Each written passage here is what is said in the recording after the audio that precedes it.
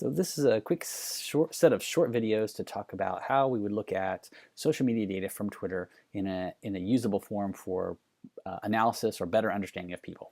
And so to start, I'm going to use something that Aidan Conley from Alltech posted just before Christmas. He put out a list of the top advocates of a variety of forums on a tweet. So if you go to this tweet, it was on December 22nd, he gave us a link, which then takes us to his LinkedIn page. He did 4 groups. He did top advocates as individuals. He also then did top media advocates, followed by top advocate corporations, and then lastly, top advocate associations. It's about 500 names. And what he provided were screen prints of the spreadsheets of each of these subgroups. So I'm going to go back up to the people one. And so if you wanted to actually grab this, you could right click on the image, save it, put it in a folder, give it a name so you can find it later, and then we can process it. He didn't give us a link to a spreadsheet, which would have been really super usable. So in place of that, I went ahead and said, hey, we can at least get the images, and we could use what's called optical character recognition, or OCR, on each of these images, and then get the data, which will do pretty good. So we used a website called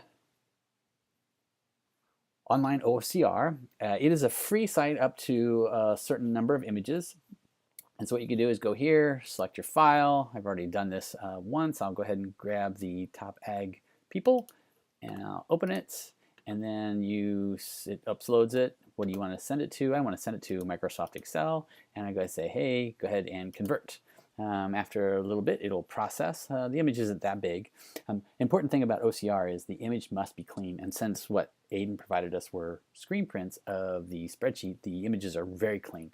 So this is done converting and provides me a download link in Excel. I will go ahead and download that and find the folder it is located in, and there it is right there.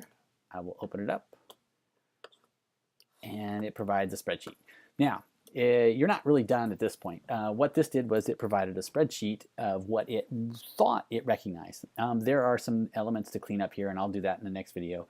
But the basic part of taking a clean image in what looked like a spreadsheet form and turning it into an actual spreadsheet is pretty straightforward by using optical character recognition and then downloading it and then opening up and looking at it. That's it of this part of the how-to video.